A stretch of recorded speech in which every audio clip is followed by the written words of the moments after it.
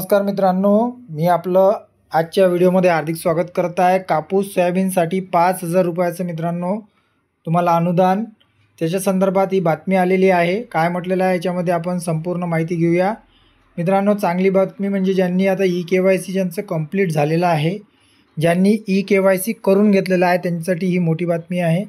त्यांना आता जे आहे 5,000 रुपये इतकं अनुदान मिळणार आहे। 2023 जिल्ह्यामध्ये किती पेरा होता बघा। सोयाबीनचा पेरा दिलेला आहे 2,52,551 हा जो आहे अमरावती जिल्ह्याचा डाटा आहे। तसंच कपाशीचा होता 2,61,427।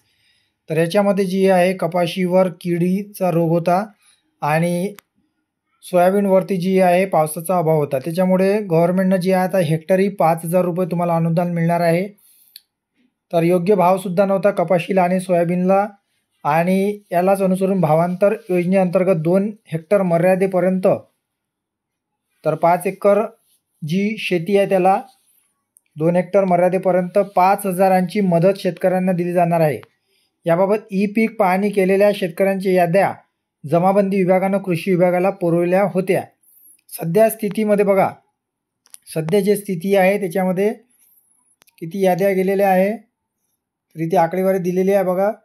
1,61,508 शेतकऱ्यांद्वारे ई-केवायसीची प्रक्रिया झाल्याने त्यांना लवकरच शासन मदत मिळणार आहे। लवकरच तुमच्या शेतकरी बांधवाच्या जी खात्यात आहे 5,000 रुपयाचं अनुदान हे लवकरच त्यांच्या खात्यामध्ये मिळणार आहे। कोणत्या शेतकऱ्यांना याच्यामध्ये अनुदान मिळणार आहे तर याच्यामध्ये मित्रांनो, आधी त्यांनी 10 सप्टेंबरची तारीख दिली होती, आता 26 तारीख दिलेली आहे, म्हणजे आजच्या रोजी जी आहे तर तुमचं अनुदान खात्यामध्ये आलं असेल। गतवर्षीच्या खरीपात ई पीक नोंदणी करणारे शेतकरी ज्यांची यादीत नाव नाही पण 7/12वर त्यांची पिकाची नोंद आहे, तर आता ज्यांची पिकाची नोंदी 7/12वर आहे त्यांनासुद्धा 5,000 रुपयाचं अनुदान हे मिळणार आहे। तर ही एक चांगली बाब आहे।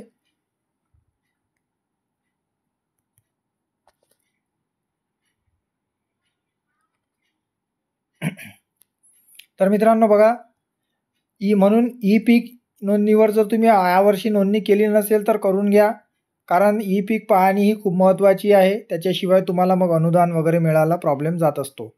तर मित्रांनो, कुठलाही जर सरकारी याचं तुम्हाला योजनेचा लाभ घ्यायचा आहे तर पिकाचा ऑनलाईन पेरा तुम्हाला नोंदवायचा आहे, आणि नैसर्गिक आपत्ती अनुदान ई पीक पेरा जे आहे तुमचं असणं गरजेचं आहे। तसंच याच्यामध्ये मित्रांनो तुम्हाला अनुदान कोणाला जे आहे मिळणार आहे, आणि याच्यामध्ये यादीत ज्यांचं नाव समाविष्ट नाही त्यांच्यासाठी सुद्धा काही म्हटलेलं आहे, जाणून घेऊया काय म्हटलेलं आहे। तर बघा, ॲफिडेविट तुम्हाला देणं याच्यामध्ये आवश्यक होतं। एकापेक्षा अधिक जे खातेदार आहे सर्वांच्या सह्याचे ना हरकत प्रमाणपत्र आणून देत असल्याने रक्कम कोणाच्या खात्यावर जमा करावी याचा पेच निर्माण होत आहे। त्यामुळे सर्व सहहिस्सेदाराच्या स्वाक्षऱ्याचे ॲफिडेविट हे ज्यांच्या खात्यात रक्कम जमा करायची आहे त्यांना कृषी सहाय्यकाकडे सादर करावं लागेल। जर तुमचे 7/12वर 4-5 नावं असेल तर सर्वांचं संमतीपत्र लागेल, ॲफिडेविट लागेल की याच्या खात्यावरती तुम्ही जमा करा। यादीत नाव असलेल्या शेतकऱ्यांनी कृषी सहाय्यकाकडे संमतीपत्र व संयुक्त 7/12 धारक शेतकऱ्यांनी शपथपत्र जमा करून आधार बेस OTP पद्धतीने ई-केवायसी प्रक्रिया त्वरित करून घ्यायची आहे। हे सुद्धा तुम्हाला करून घ्यायचं आहे। तसं तुम्हाला कृषी सहाय्यक फोनसुद्धा करेल। कोणत्या शेतकऱ्याला मिळणार अनुदान? गतवर्षी खरीपात ई पीक नोंद करणारे शेतकरी, यादीत नाव नाही पण 7/12वर पिकाची नोंद आहे, अशा सर्व शेतकऱ्यांना कपाशी आणि सोयाबीनचे हे अनुदान मिळणार आहे। तर हेक्टरी तुम्हाला जे आहे 5,000 रुपये अनुदान जाहीर झालेलं आहे। तरीही मित्रांनो, या व्हिडिओला जास्तीत जास्त लाईक करा, शेअर करा आणि चॅनललासुद्धा सबस्क्राईब करा। याची जी योजना आहे याच्यामध्ये 2 हेक्टर मर्यादेत हेक्टरी 5,000ची म्हणजे 10,000ची तुम्हाला याच्यामध्ये मदत मिळणार आहे। ॲफिडेविट यांनी का बरं दिला आहे? एकापेक्षा अधिक जे खातेदार आहे त्याच्यासाठी हे ॲफिडेविट तुम्हाला द्यायचं आहे जर 7/12वरती नाव असेल तर। बरेच जण विचारतात, आणि हे कुठल्या पिकासाठी आहे तर सोयाबीन आणि कापूस हे जे आहे याच्यावरती आहे। यावर्षी जर तुम्ही नोंदणी केली नसेल ई पीकवर तर ती नोंदणी करून घ्या। त्याचा व्हिडिओ मी ऑलरेडी टाकलेला आहे कसं नोंदणी करायचं।